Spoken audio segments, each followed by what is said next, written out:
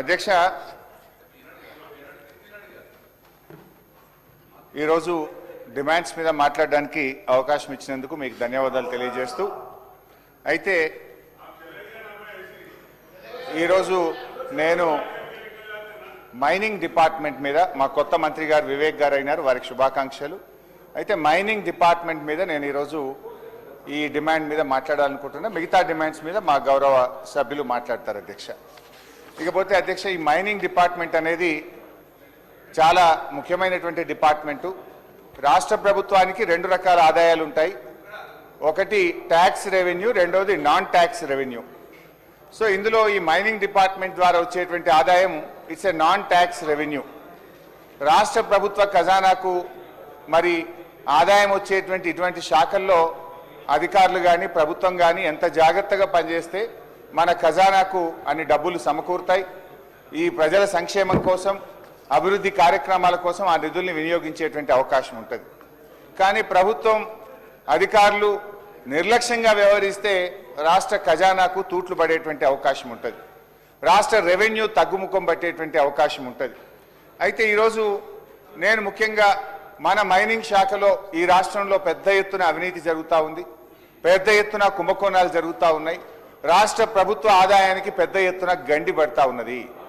నేను ఏం మాట్లాడినా ఆధారాలతోని, డాక్యుమెంట్స్తోని ప్రభుత్వానికి మేలు జరగాలి, రాష్ట్ర ఖజానాకు తూట్లు పడద్దు, రాష్ట్ర ప్రజలకు నష్టం జరగద్దు, ఇది వ్యక్తుల కోసం కాదు, ఈ వ్యవస్థ ప్రజల కోసం అనేటువంటి దాని మీద నేను మాట్లాడేటువంటి ప్రయత్నం చేస్తూ ఉన్నా. గౌరవ మంత్రి గారికి నేను అన్ని డాక్యుమెంట్స్, అన్ని పేపర్లు కూడా వారికి సబ్మిట్ చేస్తాను. కానీ ఈరోజు రాష్ట్రంలో ఏం జరుగుతుందంటే అధ్యక్ష, హైదరాబాద్ నడిబొడ్డునే ఇవాళ మన నగరాన్ని ఆనుకొనే పెద్ద ఎత్తున అక్రమంగా మైనింగ్ వ్యాపారాలు జరుగుతూ ఉన్నాయి అధ్యక్ష. ఎట్లా ఉందంటే కంచె చేను వేసిన విధంగా ఈ రాష్ట్రంలో వ్యవహారాలు నడుస్తూ ఉన్నాయి అధ్యక్ష. రక్షకుడే భక్షకుడైతే ఏం జరుగుతుందో అలాంటి పరిస్థితి ఈరోజు రాష్ట్రంలో మైనింగ్ శాఖలో జరుగుతూ ఉంది అధ్యక్ష.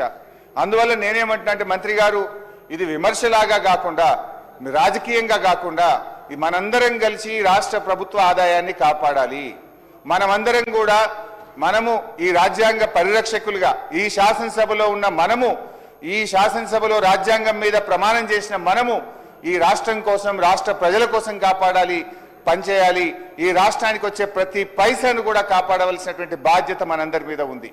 సరే, ప్రధాన ప్రతిపక్షంగా ప్రభుత్వం ఫెయిల్ అయినప్పుడు, ప్రభుత్వం తప్పిదాలకు పాల్పడ్డప్పుడు ఎత్తి చూపడం అనేటువంటిది మా బాధ్యత. దాని విమర్శగా కాకుండా సద్విమర్శగా తీసుకొని అవి సరిచేయడం ద్వారా మనమందరం, అది స్వపక్షమా, విపక్షమా, అధికార పక్షమా, ప్రతిపక్షమా అనేటువంటి తారతమ్యం లేకుండా అందరం కూడా ఈ రాష్ట్రం కోసం పనిచేయాల్సినటువంటి బాధ్యత మన మీద ఉన్నది.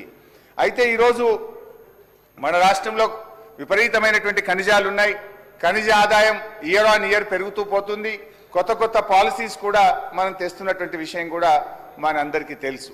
కానీ ఈరోజు హైదరాబాద్ నడిబొడ్డున జీవో 111 ఉల్లంఘన, రూల్స్ లేవు, పర్మిషన్స్ లేవు, దర్జాగా దందాలు జరుగుతూ ఉన్నాయి. మరి దీని మీద ఎందుకు ప్రభుత్వం సైలెంట్గా ఉందనేటువంటి విషయం మాకు అర్థం కావడం లేదు. మరి ఎందుకంటే రక్షకులే భక్షకులైతే అని ఒక మాట మాట్లాడాల్సినటువంటి పరిస్థితి ఏర్పడ్డది. అంటే పాలకులే మరి ఇక తూట్లు పొడిస్తే ఇంకా ఎవరు కాపాడగలుగుతారు అధ్యక్ష? అందువల్ల నేను ఆ విషయాల్లోకి ఇప్పుడు now I'm coming to the topic. For every of my word I have a document. ఇది ప్రభుత్వ డాక్యుమెంట్ల ఆధారంగా మాట్లాడుతున్న తప్ప వేగ్గా నేను అసలే మాట్లాడడం లేదు. అయితే ఈ రాష్ట్రంలో అధ్యక్ష, ముఖ్యంగా హైదరాబాద్ నడిబొడ్డున డీజిల్ జనరేటర్ల మీద క్రషర్స్ నడుస్తూ ఉన్నాయి. నేను ఎందుకంటున్నా డీజిల్ జనరేటర్ మీద ఎందుకు క్రషర్ నడుస్తున్నాయి?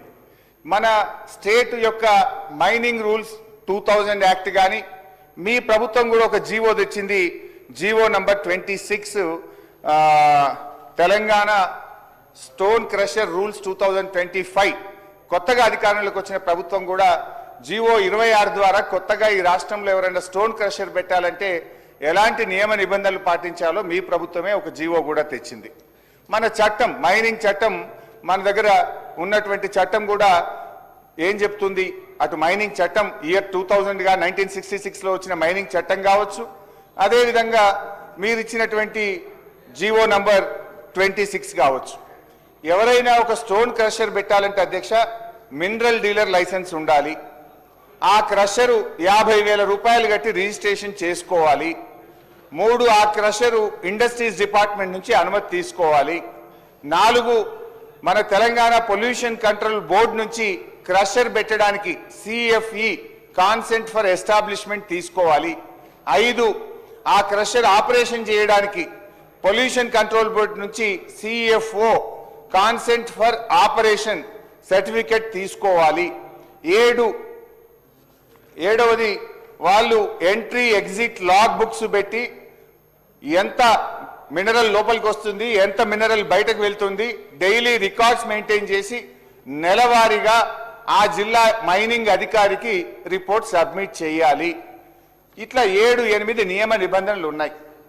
అయితే నేను చెప్తున్నటువంటి సంస్థలు 7-8 నియమ నిబంధనలో ఏ నిబంధన కూడా పాటించడం లేదు. They don't have CFE, they don't have CFO, they don't have industrial department permission, they don't have registration, they don't have electricity connection. So electricity connection ఎందుకు చేస్తున్నారు? విద్యుత్ శాఖ వాళ్ళు ఒక క్రషర్ కు కనెక్షన్ ఇవ్వాలంటే ఏమడుగుతారు? నీ రిజిస్ట్రేషన్ చూపి, నీ CFE చూపి, నీ CFO చూపి, ఇవి నీ మినరల్ డీలర్ లైసెన్స్ చూపి. అవేవి లేనప్పుడు ఏమవుతుంది? ఎలక్ట్రిసిటీ వాళ్ళు కనెక్షన్ ఇవ్వరు. ఇవ్వకపోవడం వల్ల ఏమవుతుంది? డీజిల్ జనరేటర్లు పెట్టి అక్రమంగా మైనింగ్ చేస్తా ఉన్నారు. ఈ అక్రమ మైనింగ్ విషయంలో కూడా మంత్రి గారికి పూర్తి అవగాహన ఉంటుంది. వారు బాగా చదువుకున్నారు. Telangana state mineral dealer rule 2000 fundamental principles of illegal mining. ఆ చట్టం ఏం చెప్తుందంటే మొదటిసారి ఎవరైనా మినరల్ డీలర్ లైసెన్స్ లేకుండా క్వారీయింగ్ చేస్తే 10,000 రూపాయల పెనాల్టీ వేయాలి. అదే కంపెనీ రెండవసారి కూడా తప్పు చేసి మినరల్ డీలర్ లైసెన్స్ లేకుండా మళ్ళీ రెండవసారి కూడా అధికారులకు పట్టుబడితే 25,000 రూపాయల జరిమానా, 1 సంవత్సర కఠిన కారాగార శిక్ష వేయాలని కూడా మన చట్టం, మన రాష్ట్రంలో ఉన్న చట్టం చెప్తుంది. ఇప్పుడు నేను చెప్పబోతున్నటువంటి కంపెనీ మొదటిసారి మినరల్ డీలర్ లైసెన్స్ లేకుండా దొరికింది. రెండవసారి మినరల్ డీలర్ లైసెన్స్ లేకుండా రాష్ట్ర ప్రభుత్వ అధికారులు వెళ్లి షోకాజ్ నోటీసులు కూడా ఇవ్వడం జరిగింది. మరి 2 సార్లు కూడా లైసెన్స్ లేకుండా యథేచ్ఛగా హైదరాబాద్ నడిబొడ్డున ఈ రకంగా క్రషర్లు నడుస్తా ఉంటే రాష్ట్ర ప్రభుత్వం ఏం చేస్తుంది అనేటువంటి ఆవేదనతో నేను చెప్తా ఉన్నా. ఈ రాష్ట్ర ప్రభుత్వానికి కోట్ల రూపాయల తూట్లు పడతా ఉన్నాయి, కోట్ల రూపాయలు ఖజానాకు గండి పడతా ఉంటే కూడా రాష్ట్ర ప్రభుత్వం నిమ్మకు నీరెత్తినట్టుగా ఉంది. అందుకే మేము అనాల్సి వచ్చింది రక్షకుడే భక్షకుడైన వేళ అని. దయచేసి ఆలోచించండి. నేను మొత్తం క్రొనాలజికల్ ఆర్డర్లో సిరీస్ ఆఫ్ ఈవెంట్స్ కూడా నేను ఈ ప్రభుత్వానికి మీ ద్వారా ఈ సభ దృష్టికి, రాష్ట్ర ప్రజల దృష్టికి కూడా తేవాలనుకుంటున్నాను అధ్యక్ష. శంషాబాద్ మండలం కోత్వాల్గూడ విలేజ్ సర్వే నంబర్ 62-63లో ఇక్కడ మరి ఎటువంటి కాలుష్య పరిశ్రమలు పెట్టకూడదు జీవో 311 ప్రకారం. కానీ ఇక్కడ రాఘవ కన్స్ట్రక్షన్స్ ఒక భారీ స్టోన్ క్రషర్ ను డీజిల్ జనరేటర్ల మీద నడుపుతా ఉంది. ఆ రాఘవ కన్స్ట్రక్షన్స్ కు MDL లైసెన్స్ లేదు, దానికి CFE లేదు, దానికి CFO లేదు, ఇండస్ట్రీస్ డిపార్ట్మెంట్ దగ్గర రిజిస్ట్రేషన్ లేదు. ఆ కంపెనీకి సంబంధించిన వివరాలు ఈరోజు మీ ద్వారా సభ దృష్టిలో పెట్టబోతా ఉన్నాను అధ్యక్ష. ఈ రాష్ట్రంలో కొత్తగా అధికారంలోకి వచ్చినటువంటి ప్రభుత్వం ఈ రాష్ట్రంలో ఉండేటువంటి అన్ని స్టోన్ క్రషర్స్ ను ఇన్స్పెక్షన్ చేయాలని చెప్పి రాష్ట్రం యొక్క డైరెక్టర్ జనరల్ మైనింగ్ డిపార్ట్మెంట్ 21 మే 2025 నాడు రాష్ట్రం మొత్తానికి కూడా ఆయన ఆర్డర్స్ ఇచ్చినాడు. 21 మే 2025 మెమో నంబర్ 23444915 ద్వారా DMG is ordered for an inspection on all the stone crushers. దాని మీద ఇది గవర్నమెంట్ రికార్డ్ నేను చదువుతున్నాను అధ్యక్ష. The teams consisting of officials, Revenue Department, Telangana Pollution Control Board, Telangana SPDCL, Mining Department jointly inspected the stone crusher units, including the stone crushers of Measures Raghava Constructions India Private Limited on 22/5/2025 and recorded the stock available at the unit 5,130 metric tons of finished stone aggregates available at the unit. Adevidanga, this office issued show cause notice to Raghava Constructions Private Limited and requested to produce the documentary evidence of having paid seigniorage fees, the stock available at the unit 5,130 metric tons of finished stone aggregates. The company acknowledged the receipt of show cause notice. Company show cause notice receive చేసుకుంది and failed to produce any evidence. So, in that circumstances, not paying seigniorage charges, fee not submitted and not replied to the show cause notice, hence the demand notice is raised under Rule 26(3)(2) of TMMC Rules 1966. So, company ki show cause notice ఇచ్చినాం స్పందించలేదు. వా show cause notice వాళ్ళు receive చేసుకున్నారు. అందువల్ల మేము demand notice issue చేస్తున్నామని చెప్పి demand notice ఇచ్చారు.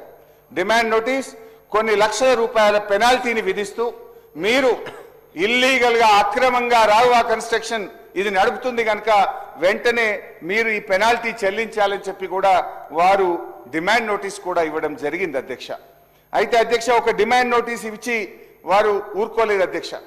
డిమాండ్ నోటీస్ ఇవ్వడంతో పాటు తెలంగాణ పొల్యూషన్ కంట్రోల్ బోర్డుకు కూడా వారు ఒక లెటర్ రాసినారు. ఏమని రాసిండ్రో ఇది ఆ letter copy. This is official document taken under information act. అయితే అధ్యక్ష 8/8/2025 subject unauthorized stone crushing units located in Vattinagulpalli, Gandipet, Kotwalguda village, Shamshabad mandal. Request to take action. ఏం రాసినారు అధ్యక్ష?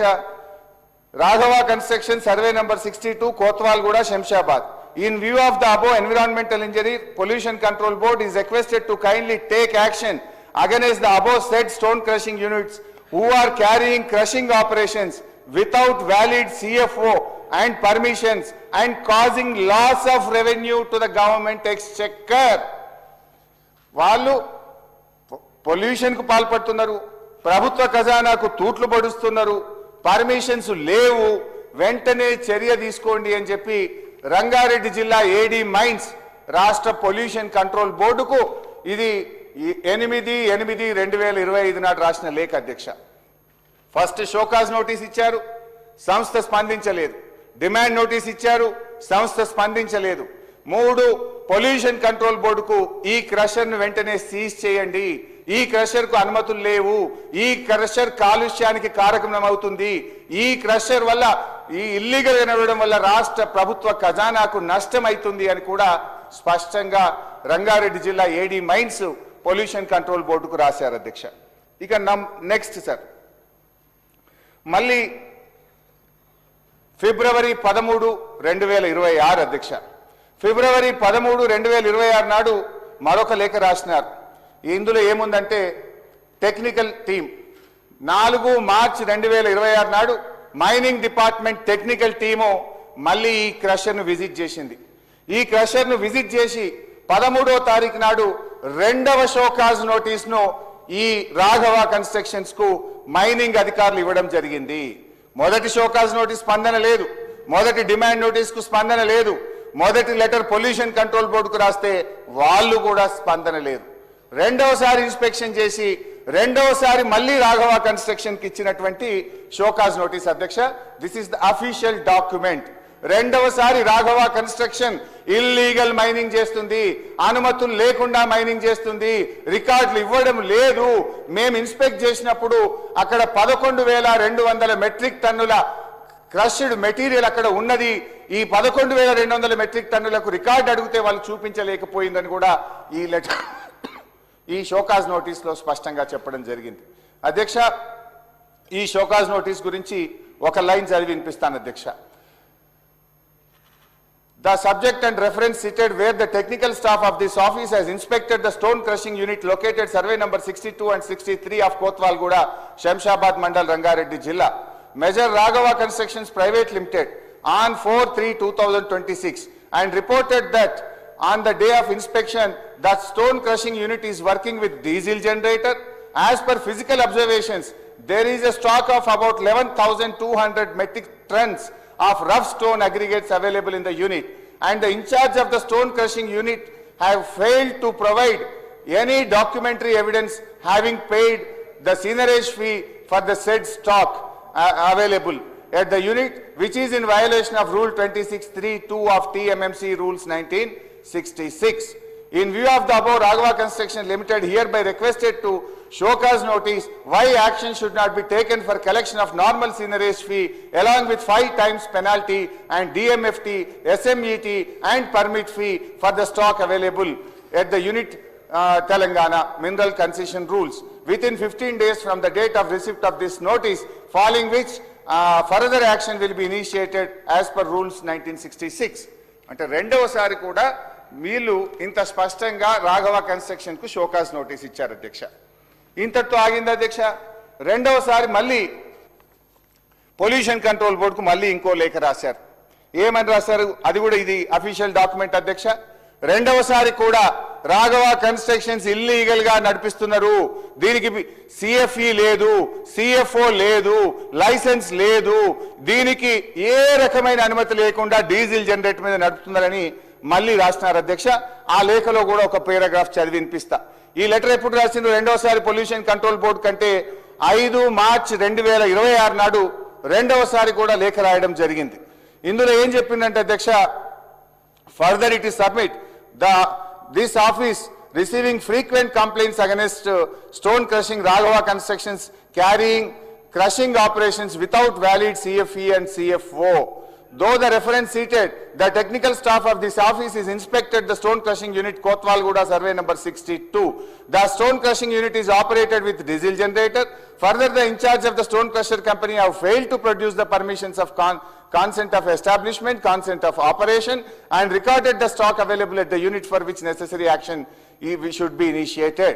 In view of the above, environmental engineer is kindly to take further necessary action against the stone crusher unit held by Measure Raghava Construction Private Limited carrying the crushing operations without valid CFE and CFO.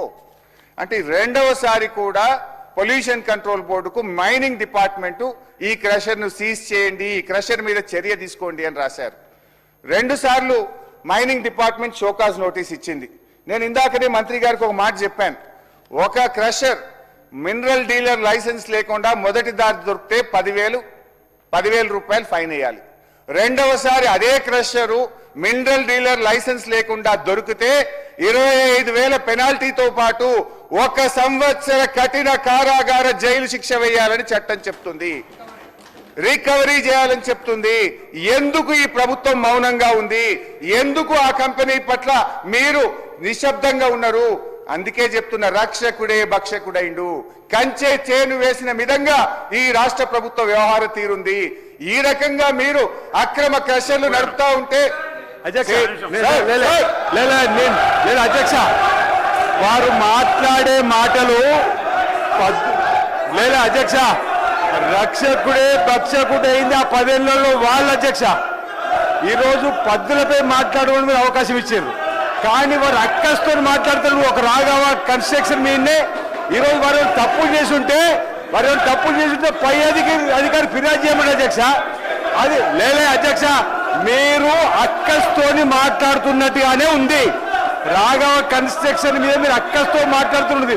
ఒకవేళ Raghava construction వారు ఎవరు పొరపాటు చేసి ఉంటే వారిపై పై అధికారులు ఫిర్యాదు చేసుకునే అవకాశం ఉంటుంది. ఇక్కడ ఒకవేళ మీరు పద్ధతిగా మాట్లాడుంటే ఉటంకించండి, కానీ వారు మాట్లాడిన ఇంచుమించు మీరు అవకాశం ఇచ్చినా 15-20 నిమిషాలు ఒకే కంపెనీ మాట్లాడుతుందంటే వారు వ్యక్తిగత ద్వేషంతో మాట్లాడుతున్నట్టు ఉంది అధ్యక్ష. రూల్ పొజిషన్ చెప్పుతుందా లేదు ఒకసారి మీరు చూడండి. ఇది కరెక్ట్ కాదని ఆలోచన. ఈరోజు మీరు పద్ధతిగా మాట్లాడండి. ఆ సందర్భంగా ఆ కంపెనీ వల్ల ఏదైనా వాతావరణ కాలుష్యం జరిగింది, ఆ కంపెనీ చట్టాన్ని ఉల్లంఘించింది, ఒక పదం తీసుకోండి, పై అధికారులపై ఫిర్యాదు చేయండి. కానీ ఈరోజు సభను తప్పుదో పట్టించే సభలో ఈరోజు ఒక కంపెనీని ఒక ఎవరిపైన ఆరోపణ చేసే విధంగా చేయడం ఈ సభ కాదు అధ్యక్ష. మీరు మైక్ ఇస్తున్నారు, మైక్ ఇచ్చిన ప్రతిసారి రాజకీయం చేసేటువంటి ప్రయత్నం తప్ప మరొకటి కాదు. రక్షకులు ఆ 10 ఏళ్ళలో భక్షకులు అయితేనే కదా అధ్యక్ష, వాళ్ళు అక్కడ కూర్చోబెట్టి మమ్మల్ని ఇక్కడ కూర్చోబెట్టారు. ఆ 10 ఏళ్ళలో రక్షకులు భక్షకులు అయ్యారు కాబట్టి ప్రజలు మమ్మల్ని గుర్తించారు. ఇంకా ఇప్పుడు రక్షకులు భక్షకులు అంటే ఏంది అధ్యక్ష? వీళ్ళు అరే ఈరోజు మా ముఖ్యమంత్రి గారు గుడి కడదామంటే గుడి కట్టద్దు అంటారు. అరే పోయి ట్రిబ్యునల్ ఫిర్యాదు చేస్తారు. అరే ఇదే పద్ధతి అధ్యక్ష. ఈరోజు క్రీడా పోటీలు పెడదామంటే మీ క్రీడా పోటీలకు రావంటారు.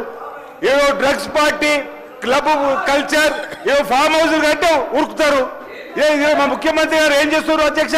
ఏదో క్రీడలు ప్రోత్సహించే విధంగా సీఎం కప్ తో చేస్తున్న సందర్భం ఆ క్రీడలంటూ కూడా ఈ విధంగా ద్వేషంతో మాట్లాడితే ఎట్లా అధ్యక్ష?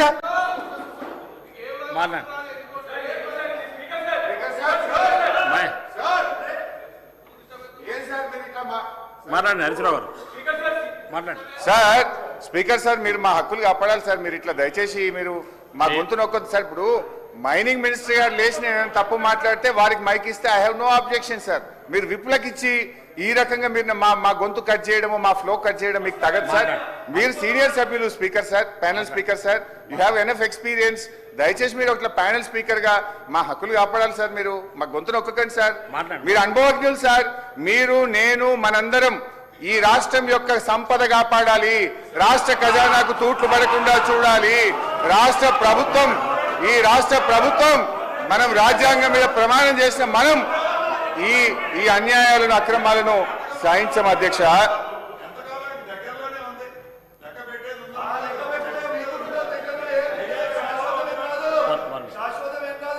మైనింగ్ మినిస్టర్ గారు అధ్యక్ష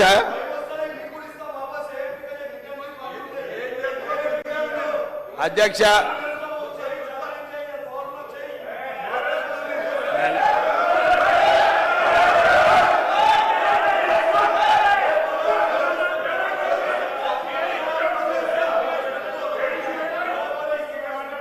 మాట్లాడుతూ కూర్చో.